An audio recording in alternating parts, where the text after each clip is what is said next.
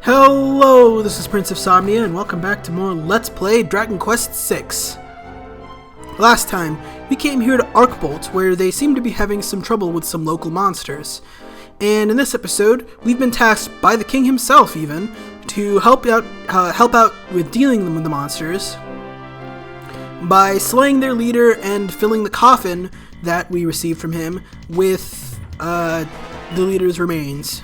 Oh, good, mudslingers. And unfortunately, Rex doesn't have double up, which is unfortunate. That would have been really nice to have at a point like this. Alright. Heading in here gets us to Wayfarer's Path. Pass, even. Now, this dungeon is not difficult at all, really. Yeah, not being able to pass through is upsetting. Anyway, let's head down in here. Oh, there's a big hole, so that's why there are monsters all over the place. What about you two? That's relatable content.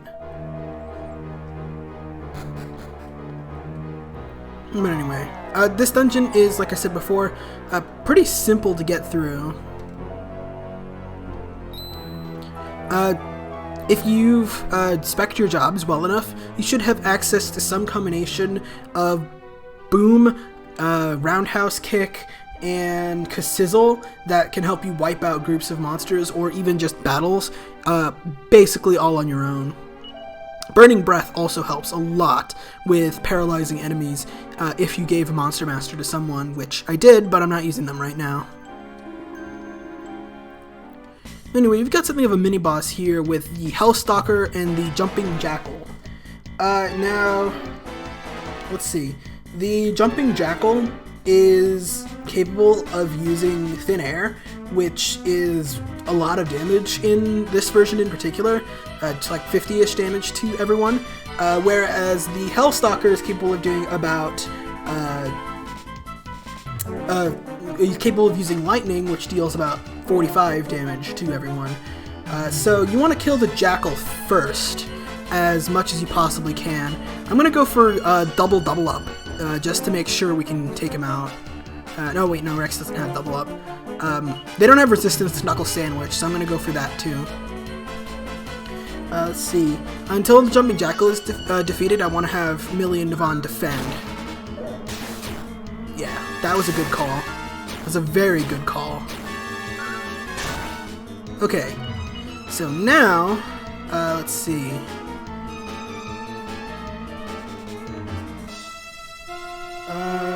Yeah, a couple of Knuckle Sandwiches should be able to take care of the Hellstalker real quick. So I'll just actually have these two defend again and just deal with this guy. Easy as pie. Okay, so now let's use the Heal All command so that our backup characters will start healing our primary characters and have Ashlyn with her priest levels take care of all that healing for us. Nice. That's just about as deadly as the fights are going to get in this area. Everything else you can just kind of blast away at. Let's see, we want to go this way. And up and down and all around. For more undentured servants. I don't think I've shown off this move yet, but Roundhouse Kick is a martial artist move that hits all enemies for quite a lot of damage, so it's a really nice move to use. Let's see, I don't think we're going to get much of anything out of Millie's current job classes in terms of multi-targeted damage.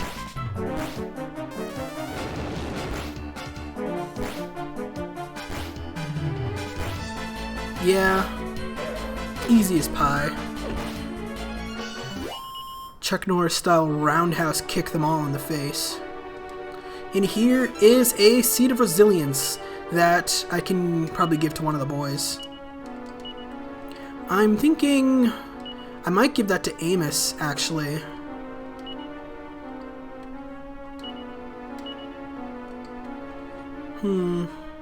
No, I'll give it to Carver. I'm more likely to use Carver than I am to use Amos. I'm not saying that Amos can't be good, I'm just saying that I'm more inclined to use Carver. Okay, so the Biguana is actually a new enemy. If it survives long enough, then I'll show off the fact that you can either use Fuddle or Snooze on the Biguana to incapacitate them for a little while.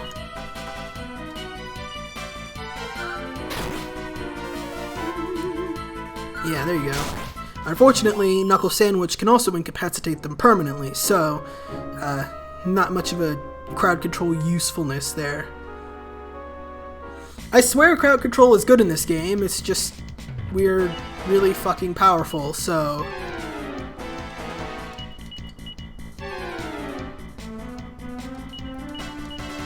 Well, here's a fight where it might be a little bit more useful to crowd control the Biguana. The toxic turnips can poison you, which is irritating.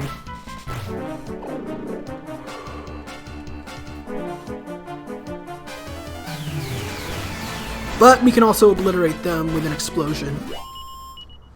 Ooh, we got Frenzy and Clang. Yeah, one of the awful things about poison is that it lasts outside of battle, so we could just squelch everyone. It's probably a little bit more efficient not to do that, but, well, I already did, but that's fine. But yeah, poison is your basic damage over time. It's more annoying than anything else. So, we just learned the Clang ability for Millie. Basically what that does is you cast it, and it always goes first, even faster than Double Up.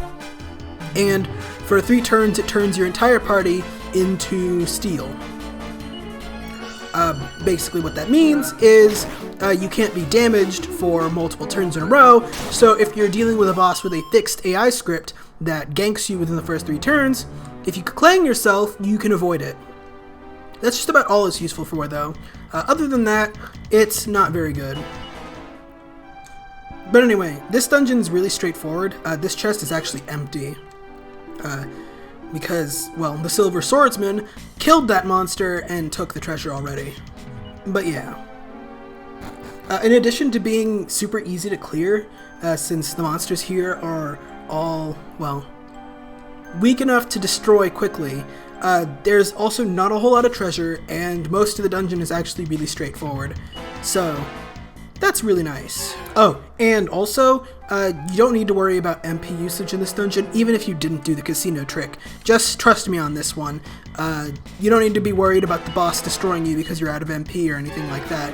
It should be easy enough for you to deal with, regardless of what you end up doing. Anyway, this chest here has a battle axe for Rex. The battle axe, like I mentioned before, it's not even stronger than the fire claw, so there's no point in keeping it on Carver, but it is stronger than Rex's cautery sword, so that's pretty nice. We can also take this Staff of Ghent off of Rex and put it back on Millie, since she's kind of better off with it. Let's see, that is actually the last treasure we could get in here, so now we can just keep walking down. Oh yeah, and one final thing I'll mention, or not final thing.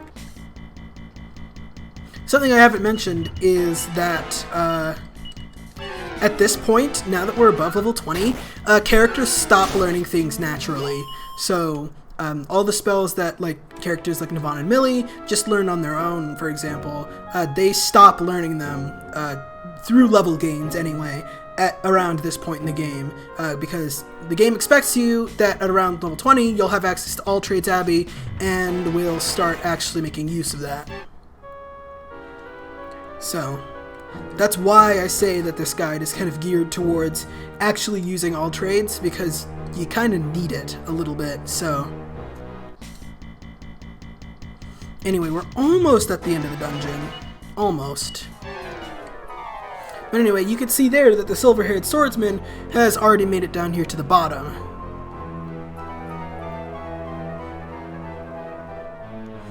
But anyway, let's go see if we can help him out here. He looks like he's having a rough time on his own, so maybe we can give him a helping hand. Might actually break a sweat with this one. My eggs! My beautiful, beautiful eggs! Trampled, scrambled. So you got a coffin too, huh? It doesn't matter. You're too late. This beast is mine. Game? Not now! My eggs! You will pay for this. Now it's time to scramble you. She's pretty feisty, ain't she? All the better. You lot just stay out of my way. Come on, then.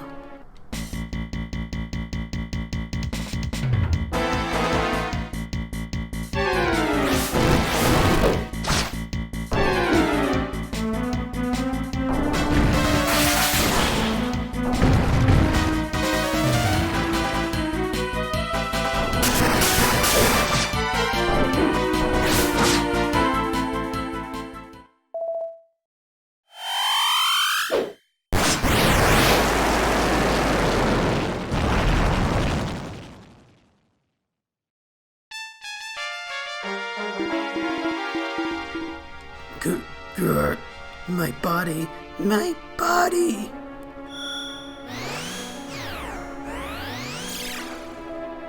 Done and dusted. So much for breaking a sweat. Well, no point in sticking around here. Guess I'll head back to the castle. Well, that was really cool. Of course, he did just make off with the prize, and we'll probably end up getting the Thunderbolt Blade, but I mean, we got to see that really badass cutscene, so like, worth it? That was an extraordinary display of swordsmanship. Terry, he certainly is strong. He's gone. Unfortunately, we can't evac out of here because we have the coffin and there's a cutscene at the entrance of this dungeon. So we have to walk all the way back out after seeing someone else do our job for us. To take down a beast like that all by yourself. Oh, it's you. That lad in the blue just passed through here a while ago, you know? Seems he defeated that monster in there. I'm sure you tried your best, but you were just too late. I suppose you won't be needing that coffin anymore. I'll take it off your hands then.